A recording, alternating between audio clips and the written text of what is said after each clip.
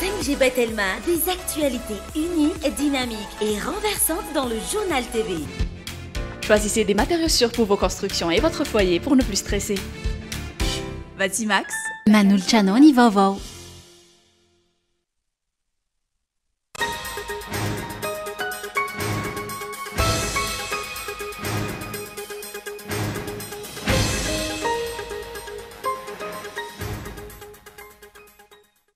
Tena vaolana noho ny tsy fisiany rano sy ny fijalian'ny mponina vika ny fampitomboana ny isan'ireo bombonina. Antony efa nanomboka ny taona 2024 no niroso tamin'ny fampitomboana ny famatsiana rano. Ireo bombonina miisa 520 napetraka tamin'ny faritra maro teto Antananarivo sy amin'ny commune sasany manodidina. Saika tsy nahavaolana ary vao maika ny zary rano ny mponina. Enatra ho an'ny mpitondra fanjakana malagasy eo anatrehan'ireo firenena mivondrona ao anatin'ny vondrona Europeana ny fangatahany fitondrana malagasy anesotra amin'ny toerany masoivony vondrona Europeana raha ny nambarany Parana Auguste izay efa nisahana ny andraikitra mahamasovofo any Madagasikara tany ivelany. Eo amin'ny maresaka iraisam-pirenena mety hoatrany ny ady eo amin'ny Hamas sy Israel amin'izao. Raha ny tatitra voaraika miisa 70 ireo olona namony ainy atao Israel, raha toa ka maheriny ny 3 sy 3 alina eo fa ny atao Hamas. Efa feno enim-bolana katroka androany ny ady eo amin'ny rotontara ny fanazavana hatrany.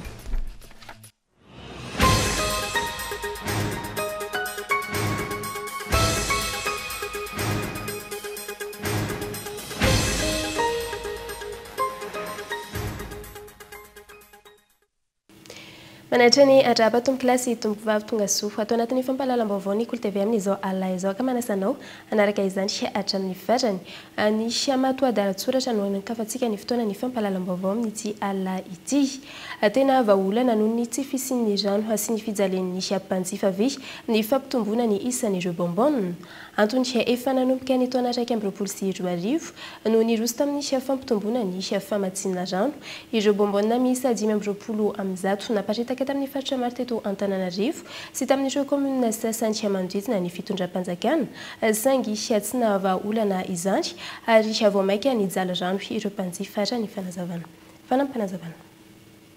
Ny amafiatrany ny olana sitrain'ny mponina amin'ny tsy fampiny rano, indrindra ny eto Antananarivo renivohitra sy ny manodidina. Antony maro no mahatonga izany, dia ny tsy fampiny rano no ny fitombon'ny mponina, ny fanteran'ny fotodrafitrasa, ny tsy fampiny tosika, ny olana ara-teknika isan-karazany. Vokatr'ireo mandeha amin'ny ampahany ny rano ho an'ny faritra sasany sy ny fokotany sasany. Matetika amin'ny alina ihany vao mandeha ny rano ho an'ny fokotany sy ny faritra hafa, na tsy mandeha mihitsy efa amam-bolana maro ho an'ny fokotany sy ny faritra hafa ihany koa. Nanaitra ny maro ny fahitana fa vahaolana naroso ny ministra tompona andraiky tamin'izany ny fampitomboana ny fotoana amenoana rano ireo bombonina iny anivony ny fokotany. Fampitomboana ny bombonina ho an'ireo fokotany mila izany. Eo ihany koa ny fampidirana jiro amin'ireo forage efa vita raha ny fanazavana kanefa tsy mbola miasa. Tena vahaolana noho ny tsy fisian'ny rano sy ny fijalian'ny mpanjifa ve ny fampitomboana isa ireo bombonina ireo. Antony efa nanomboka ny taona 2024 no nirosona ny fampitomboana ny famatsiana rano. Ireo bombonina miisa 520 naparitaka amina faritra maro eto Antananarivo sy any amin'ny commune manodidina. Tamin'izany fotoana raha toa ka indray na indroa isaky ny herinandro ny famatsiana rano azy ireny dia nampitomboina ka natao indray mandeha isanandro. Tsy naharitra nefa izany ary toy ny janona ho resaka fotsiny ihany ary maro tamin'ireo fokotanina azy bombonina aza ny taraina satria zara raha indray mandeha isaky ny herinandro no misy manatitra rano ilay bombonina. Ankehitriny aza raha ny hita teny andray soro ambany atsimo ka nahatonga ireo mponina teny an-toerana itokona dia iray volana tsy nisy rano ilay bombonina ary iray volana tapaka ihany koa ny pompy. Voalazan'ny mponina sasany teny an-toerana ny hoe tsy mahazo midina iny an-toerana ny camion mpitatitra rano sao manimba ilay pavé vao namboariny ilay tompona andraikitra mety hilatsaka député. Ny sasany ihany koa nilaza ankilan'izay fa ny jirama mihitsy no efa tsy nanatitra rano tahaka ny teo aloha intsony no ny fahasairanana mianjady amin'ilay orinasa. Naompy ve araka izany ny bombonina raha ireo no zava-misy. Amin'izao fotoana nefa dia mbola bombonina ihany no aroso ny ministra tompona andraikitra ho vahaolana amin'ny fahatapahany ny rano. Raha toa ka vahaolana ihany koa ny forage izay no irairaina fa hanome fahafaham-pon'ny mpanjifa tamin'izany fotoana aiza ho aiza izy ireny ankehitriny natsangana ny fotodrafitrasa saingy tsy mandeha araka ny nametrahana azy dia nanome rano ho jifain'ny mponina ny sasany tsy misy jiro ka voazao vao iroso amin'ny fametrahana izany jiro izany tafiditra tao anatin'ireny tetikasa forazy ireny hatrany ampamolavolana azy anefa ny jiro amin'ny alalan'ny panneau solaire ny toerana nanaovana traitement d'eau nantsoina hoe traitement bactériologique et physico-chimique compact ny trano iarovana ireo installation sy ny trano ho an'ny mpiambina nakaiza avokoa ireo raha toa ka aty amin'ny taona 424 vao milaza fa asiana jiro amin'izay izy ireny raha miresaka fotodrafitrasa ihany koa efa maro ireo teknisianina nanao antsoavy ny tokony hanolonina ireo fantsina amin'ny tsinjara rano saingy tsy nisy ny aino izany nandritra ny taona maro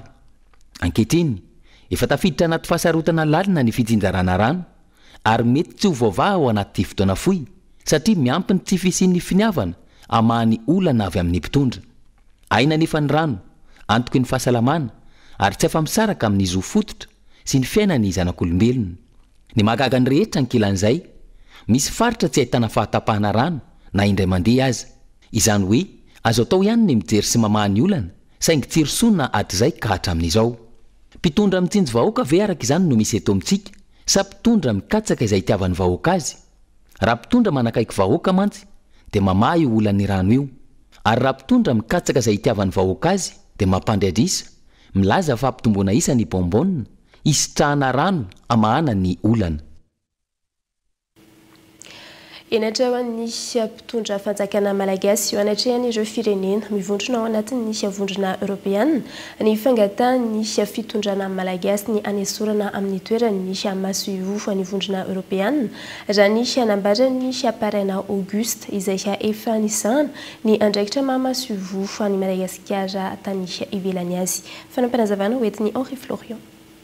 tsy voasambany teo amin'ny tantarany fitondram-panjakana mijoro ankehitriny no nisiany fanatsikafona maro lafy ataon'ireo maso ivo sy ireo mpiara-monantoka amintsika eo anatrehany tsy fandehanana araka ny tokony ho izy ny fampiasan'ireo famatsim-bola avy amin'ireo firenendehibe avy any ivelany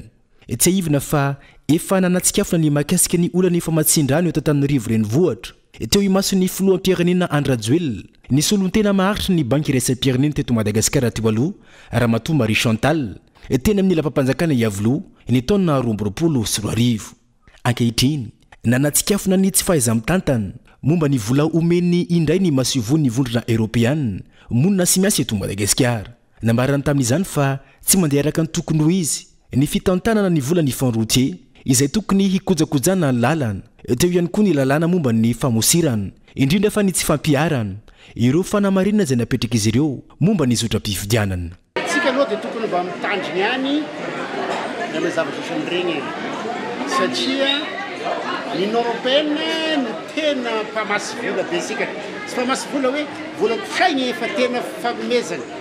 aide non remboursable ozy na don ny européenne no tena manao an'izay akoatrany union européenne koa moa be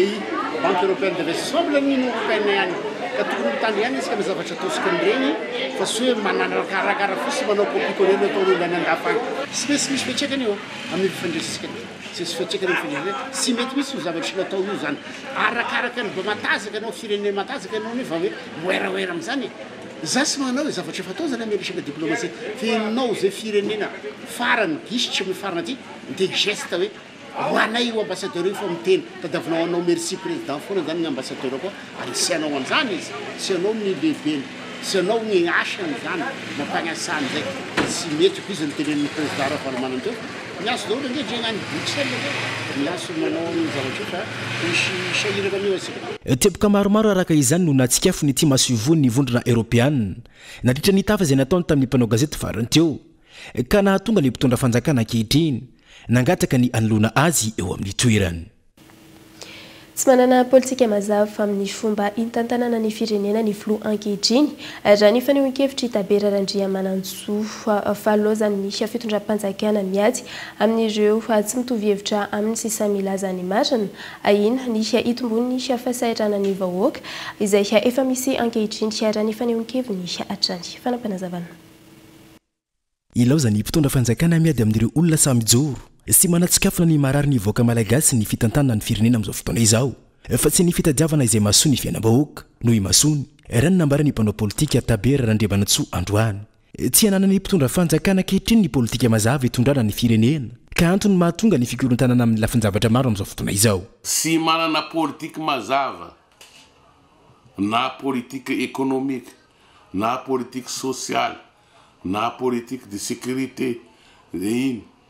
sisy raha mazava fa de mifohy izy maraina mifohy izy amin'ny maraina de mitovy amin'ny fokora piso sisy misy mafandinina hoe ahoana mo reto vahoaka tataniko reto nanomena fahefana reto iny marara aminazy izy anefa mitaraina daholo mitaraina amin'ny ziro sy misy mitaraina amin'ny rano sy misy mitaraina amin'ny vidim-piainana miakatra sisy fa varina miady amin'izay olo miteny izay sy mety no mahavariana azy miteny ny ambassadiste européenne tonga de are kapoko miteny ry Christine en tant que député de Madagascar droit e manao miteny amin'ny zavatra sy mety tonga de esory teo nefa efa olo nesorinao RD da mbola nesorinao ampiasainy daholo zany ny raha fitsarana eto ny ACC ny ary amin'ny anosy ny gendarmerie anaminamitro sy mitovy hevitra aminazy zay ihany ny asany fa sisy mijery misy hoe inona ny politique agnavotako an'ireto firenenako efa mahantra reto vahoaka. Latsaka ny katerina tanteraka ny firenena malagasy amin'izao fotoana izao arahina ihany koa ny ahatapaka ireo famatsim-bola avy amin'ireo mpiara-mambonantoka noho ny tsy fahaiza-mitantana sy ny kolikoly etsy vaovao mahakasika ny fitrotsahana ho fidina amin'ny fifidianana solombavambahoaka kosa indray asarotina ny fahazahoana ireo antota taratasy ilaina hahafahana hamirotsaka ho fidina solombavambahoaka raha ny fanadihadiana natao antony mahavitsy ireo fandrotsahana ireo antota taratasy eny anivony OVEC amin'izao andro iray mialohan'ny fifatrana ny fotoana ifarana ny fametrahana ny antota taratasy izao fanampanazavana hoetiny Gaetan Ansetsilavo. Maro loatra ny kady sy ny antery ataony mpitondra manoloana ny fiomanana amin'ny fifidianana solombavambahoaka amin'izao fotoana. Ailika ireo izay tsy mitovy hevitra, ailika izay tsy manam-bola ary indrindra asarotina ny fikarakarana ireo antota taratasy ilaina amin'ny fahafahana mirotsaka ho fidiana. Antony mbola mahavitsy ireo nandrotsaka ny antota taratasy amin'izao ray andro mialohan'ny katonan'ny fepitona izao raha ny fanazavana. Sy kajikajy mihitsy io ary io tena hoe fanososenany maolona sy ny demokrasia mihitsy voalohany natonga an'izay hoe marisarisa vitsy ny kandidata nefa tokony latsaka atao ny olona zay manana mpandriana anavitra ny firenena fa raha ohatra zay le olona hoe tia ny tanindrazana izy raha ohatra ny olona hoe manana fahaizana pahalalana izy te latsaka solombavambahoaka izy dia eo zao dia fanakarana le petrabolana caution mafy zany zany hoe tena hoe 20 millions d'argent zany dia efa sakany nandro zany eo ihany koa tsy vitan'izany ke fa ny etra loha maro isan-karazany ny 211 bis mamronana n'izao zavatra rehetra zao ataon'ny fanjakana eritrereto hoe tsy anasa ianao raha tsy anasa zany ianao ny anatina colisté tamin'ny didimy taona 16 milliards no alohanao zao lasa 320 milliards raha ohatra zany ianao mpandraitra kely aotrany ianao ny asanao anatin'izao manam-pandrinao hoe iaro ny vahoaka ianao solombavambahoaka hitondra ny etaetan'ny vahoaka anao ny lalàna dia eritreretinao hoe 720 milliards hatramin'ny 1 million d'ariary no alohanao nefa taloha izy zara fa hoe misy 80 milliards na 100 milliards no alohanao zany dia sakana daholo zany vokatr'izay fanjakan'ny manam-bola no misy eto Madagasikara izay manam-bola ihany no manao politika eto Madagasikara misy manam-bola nefa fa tsy tia tanindrazana manam-bola fa tsy manana fomba-tempo an'ny vahoaka malagasy izay no antony tsy maintsy ijoroan'ny malagasy ka tsy ny vazaha no anjaka ny tsirariny no manjaka ny tsy ara-dalàna no manjaka eto amin'ny tany sy ny firenena. Nanantanteraka atrikasa fitadiavam-baolana mahakasika ny olany fiakaran'ny rano automasina ny kolektifan'ny malagasy fantatra fa tsy mifanaraka amin'ny zava-misy intsony ny rafitry ny fotodrafitrasa sy ny lamina any antoerana kolotoa masina no mitondra ny fanadihadiana amintsika. Ankoatran'ny tsy fanaran-dalàna amin'ny fanorenana fotodrafitrasa ary ny tsy fanajana ny lamina amin'ny fanariam-pako betsaka ireo fotodrafitrasy izay lazaina fa manara-penitra najorony ity fitondrana ankehitriny ity teto Tomasina no tsy mifanaraka amin'ny drafitra famohan-drano ivarina ny amin'ny tokony izorany ka mahatonga ny tanàna ho dibo-drano lava tatoato izay. Isaky ny avy ny oran'andro dia mitaraina ny vahoaka Tamatavy satria dibo-rano ary vomaika mihoatra ny taloha ankehitriny dia ny profontsika teo zany fa misy vahaolagna maro zay nampiasainay taloha fonjaben'ny tanàna na ministry ny asa vaventy sy ny sisa zay tsy ampiasaigna ankehitriny. Misy ihany koa problème vaovao ihany koa zay nateraky ny asa tsy mety, asa tsy manara-penitra. Ohatra maiko amin'izany zao nareo ny fagnamboarana ny boulevard Tsimilao. Nataony zareo ambony be le lalagna dia lasa ambany lalagna ny église Sainte-Thérèse ohatra. Dia ny rano jiaby avy aty zany amin'olona jiaby mipetraka manomboka aty amin'ny Miramara ka hatrany amin'ny Tahiti kely jiaby agny agnaty rano daholo tsika miteny zao. Satria tsisy lalagna le rano ary nataony zareo ambony be le rano. Donc zay voalohany ny asa vaovao zay ataony fanjakagna tsy manara-penitra zay anisan'ny mahatonga problème amin'ny faritra iny. Faharoa manaraka an'izay misy any koa aty amin'ny ville aty io ane miamiresantsika io na ambony plage. Anao zany magnano béton ambony plage dia jerevinao fa maro ihany koa mipetraka manodidina an'igny quartier igny amin'ny boulevard Joffre agnatin'ny rano satria rano io zany avy aty tsy mandeha akagny tsony. Dia agnatin'ny zavatra niteneniko ihany koa ny resaka canal de Pangalana. Canal de Pangalana fony za député efa roapolo taogna lasa mahery dia nagnamboatra ny canal de Pangalana farany.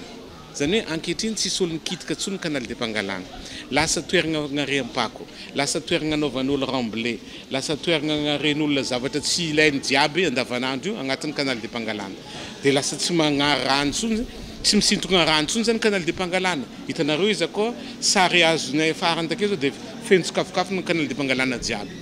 Agnatin'ny problème ihany koa ny fagnariam-pako tsy ara-dalàgna zay olo zany tsy hitan'olo aiza atao fako. Normal, tsy miteny mihitsy ny commune fakonareo tokony atao ato. Raha mipetraka Tanambo 5 anao aiza atao fakonao. Talony nisy an'izany. Raha mipetraka Kiriry anao aiza atao fakonao. Raha mipetraka Tanambo 2 anao aiza atao fakonao. Raha mipetraka Morarano anao aiza atao fakonao. Tsisy miteny tsony satria afenina le zavatra. Dia lasa magnaraka fako fahatany olo avy amina kalesa dia le mpitondra kalesa amin'io lasa magnanognano foagna. Tsy amiko tsiny zareo fa miasa fa razako dia tokony mampiasagna ambonina camion mpitondra fako jiaby amina kalesa. Donc zany maromaro ny vahaolagna nientigna teo agnatin'izany ny fagnanovagna plan d'urbanisme izay tsisy nagnano taloha. Agnatin'izany ihany koa ny fanaovagna étude ny assainissement Tamatavy zany hoe ny canalisation jiaby Tamatavy atao étude na firy million mahita vola ho an'ny tsika satria tanàgna ty tanàgna faharoa eto Madagasikara ary tanàgna manana potentiel be mihitsy. Ka mba ho an'ireo tanorantsika reo ho an'ireo zay olona tsy anasa mila miroborobo tanàgna amin'ny lafiny toe-karegna fa tsy isaka dibo-rano dia tsy asa. Ary normal satria le olo jiaby agnaty rano tsy afaka mianatra. Zay daholo problème économique et social ateraky ny dibo-rano. Ankoatra ny lalana boulevard Tsimilao sy ny tetikasa Miami, isan'ny fotodrafitrasa najoro taty aoriana ihany koa ny fanamboarana ny lalana Rarovato ao Ankiriry sy ao Ambolomadinika izay natao ho avo kokoa no sady tsy misy fivoahan-drano raha oharina amin'ny ahavon'ny tanàna honenan'ny olona ka mahatonga ireo ranonorana lasa mivarina any an-tokotany sy any an-tranon'ny mponina manodidina ireny lalana Rarovato ireny raha ny fitantarana ireo mponina dibo-drano nandritra ireny rotsakorana ny sesisesy ireny. Dia zay lafy mbovao zay tompo lasy tombovavy no entsika misendrikely ato anatin'izay totoka-varotra ireto reny izay no hiditra amin'ny tapany faharoa amin'ny fampahalalam-baovao isika. Dahoary.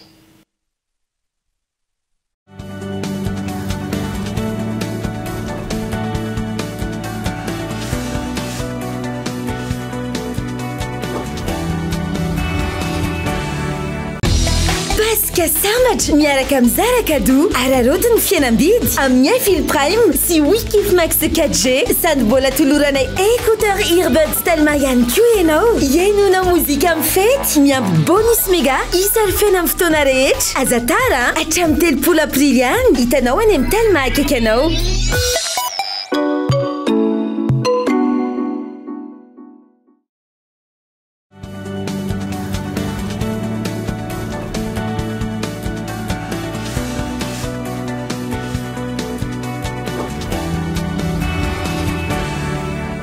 Tavaverina indray eto amin'ny fotoanany iafampahalalam-baovao isika nanantanteraka fivoana antsaha nandritra ny roa andro tao fa Ankilibe commune Saint-Augustin ireo atily atao amin'ny faritra Antsimo andrefana izay isan'ny hetsika tafiditra anatin'ny fankalazana ny fahazatotaona ny tily eto Madagasikara tonga nanotrina izany tany antoerana ny filoha ny tily Foibe sy ireo délégation navitsy niaraka tamin'ny fanampanazavana.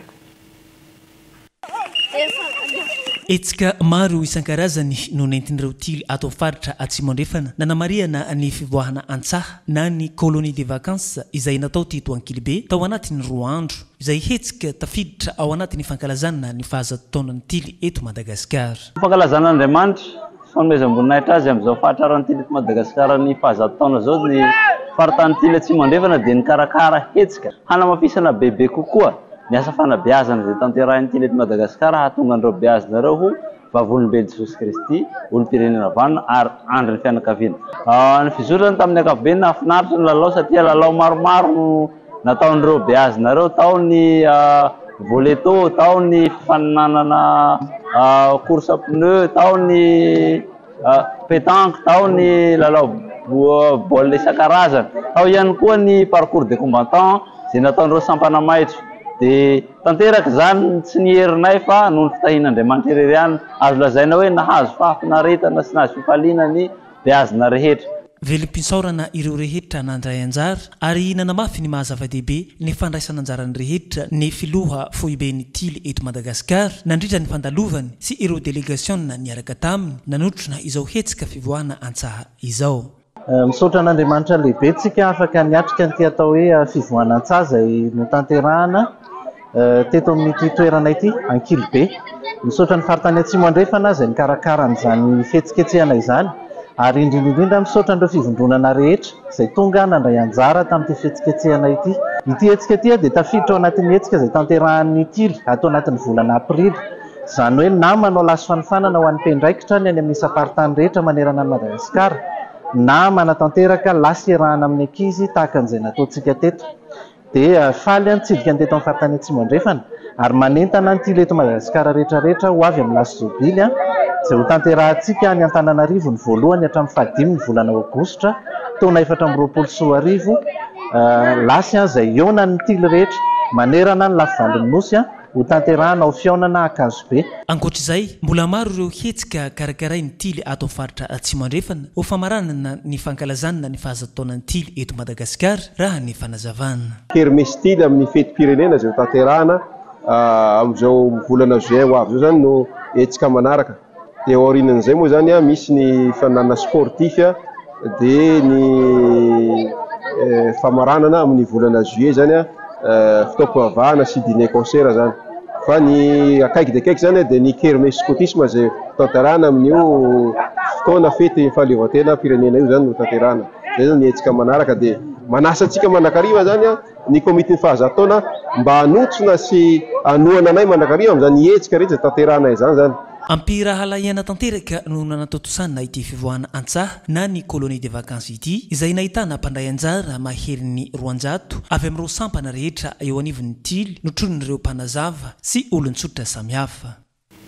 Lafim-baovao hafa kosa indray mila fanarahamaso akaiky ireo sokatra an-dranomasina tsy alany tamingana azy ireo hoy ny teo anivon'ny CNRO na ny Centre national de recherche océanographique ao Nosy.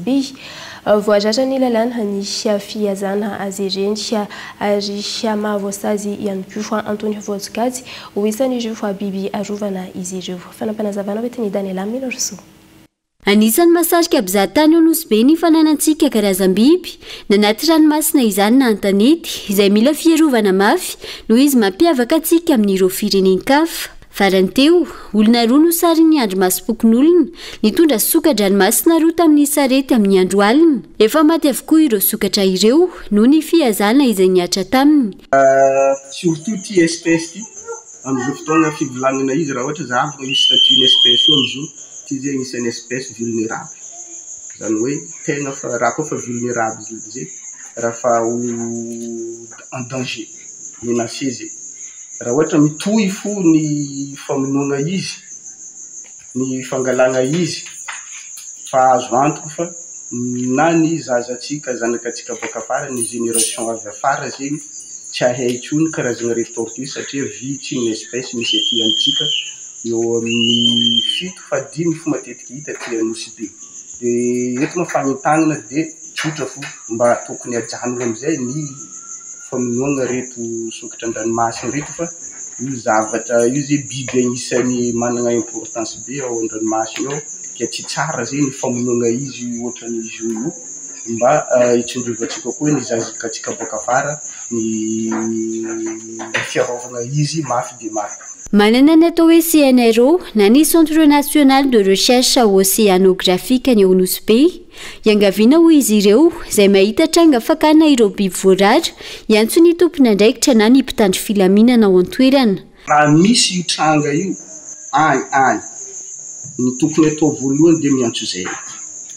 zay ny avitra kely satria rehefa tarabe izy tsy hain'olo ino ny tokony atao de tazotazomindro agny le raha nefa le raha zay tokony raha ho azo vonjegna meky be de lasa taraiky le misy olo tsy mahafantatra hoe tokony andesina ihany le izy sasany mila andevy ny tsaratsara kokoa zegny rehefa mahita biby an-dranomasina esoe agny miantso aty amin'ny CNRO ny zavatra tokony atao. Voafaritry ny lalàna ny sazy miatra amin'ireo mpitrandraka antsokosoko ny biby arovana tahaka ireto sokatra ireto ny soka-dranomasina izay anisan'ny mahasarika mpizahatany ao Nosy Be izay agnisan'ny biby arovana zegny etsika tsara ny tortue ary arenatsika Madagasikara hoe tsy fohita raha tsy amintsika ty ary misy lalàna koa zegny magnambara fa tsy azo alaina zany ny tortue io amin'ny loi 2005/018 zay magnambara mazava tsara fa animaux protégés zany ity tortue ity ka hiaran'ny lalàna zany ny fangalana izay tortue izay. Mariny koa fa i tortue ity dia agnisan'ny biby izay mahasariky ny fizahantany avy amintsika eto Nosy Be ka raha zao no anaovantsika izy lasa tsy ho avy amintsika ty zegny ireo mpizahatany ireo touriste reto satria aza adinatsika fa Nosy Be zegny première destination touristique Madagasikara ary agnisan'ny io zany ny zavatra zahavandro aty Nosy Be. Raha ny fanazavana manomboka amin'ny 520 taona no manatody ny fano iray ary maharitra 50 taona ny faharetany ny fahavelomany. Amin'ny ankapobeny ny fano iray dia manatody 20 hatramin'ny 50 ary 4 hatramin'ny 10 ao anatin'ny taona iray izy no manatody. Tsy ivona trany misy karazany 7 ny fano na ny soka-dranomasina maniran-tany ka ny 5 amin'izy ireo dia hita eto Madagasikara avokoa ary mitazona laharana voalohany atao amin'ny ranomasimbe indiana amin'ny fanatodizan'ny fano na ny soka-dranomasina ny ao Nosy Ranja. Totosa nandritra ny 3 andro tao amin'ny faritra Vakinankaratra ny fiaviajina ny tompon'aka ny Madagasikara teo amin'ny Taranja Tsipika ny Be nahitana mpilalao maro avy amin'ny halavalon'ny Nosy tonga tany Antoerana na dia mbola ao anatin'ny asasy tsy ahafahana amandray anjara amin'ny fifaninanana iraisam-pirenena izay Madagasikara dia maro ny ezaka efa natao mba ampivoarana ity taranja ity raha ny fanazavana Kontro Vakinankaratra no mitondra ny fanampanazavana amintsika.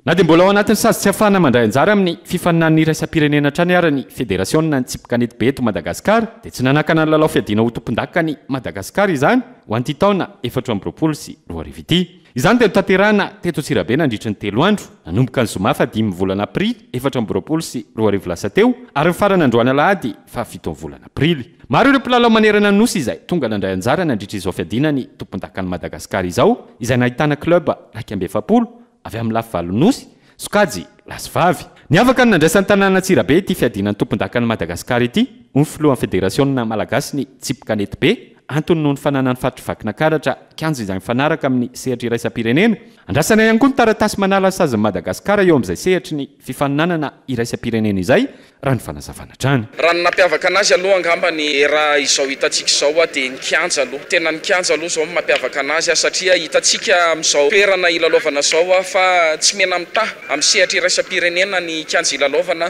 satria dia mitovy lenta amin'ireo compétition internationale rehetrarehetra ny ivelan'ireo kianja ilalaovan'ny mpilalao Tsipika ny Be be raha teto amin'ireny voaparitany vakinakaratra ary zany ny anisan'ny tanjona apetraky ny fédération mba hamahana an'izay olana eo amin'ny sehatra iraisam-pirenena izay efa manao ny rehetrarehetra manao ny ezaka alafo ny fitantanana ny fédération ny ezaka nataony zao ny eo amin'ny teknika fotsiny a dia ny fanavaozana ny fomba fitantanana ny karapilalaovana 424 nanangana logiciel vaovao ny fédération ary izany logiciel zany a entina igérena ny licence sy ny tournoi rehetrarehetra ny tournoi point raha ilalao tsipika nety be eto a Madagasikara dia mila manana karapilalaovana daholo avokoa ny rehetrarehetra na ho an'ny professionnel io na ho an'ny amateur tsy ampafitrandrahana ireo mpilalao hoy ireo mpanabe eo amin'ity sehatry ny taranja tsipika nety be ity tokony isy ny fananganana sekoly manokana ho antsipika nety be eto Madagasikara satria dia anisan'ireo firenena atahorany any ivelany mpilalao malagasy rehefa ao anatin'izay sehatry ny lalao iraisam-pirenena izay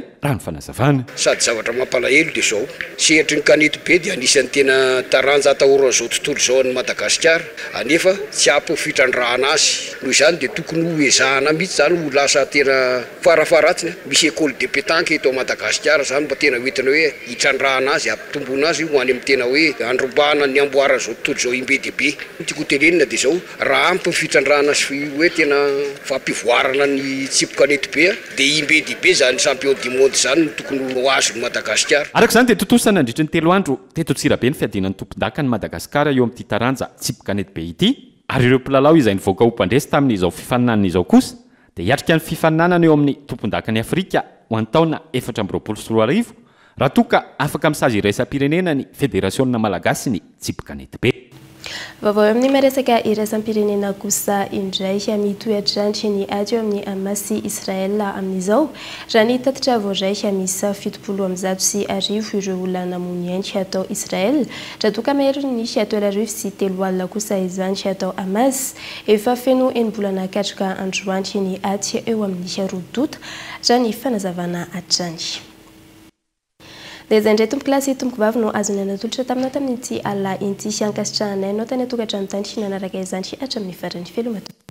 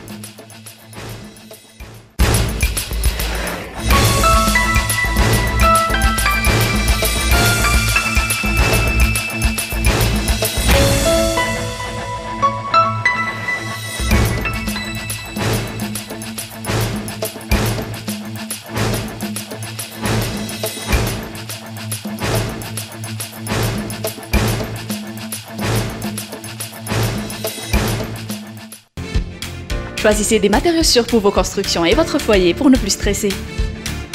Vatimax vous a présenté Nivabo. 5G Batelma, des actualités uniques, dynamiques et renversantes dans le journal TV.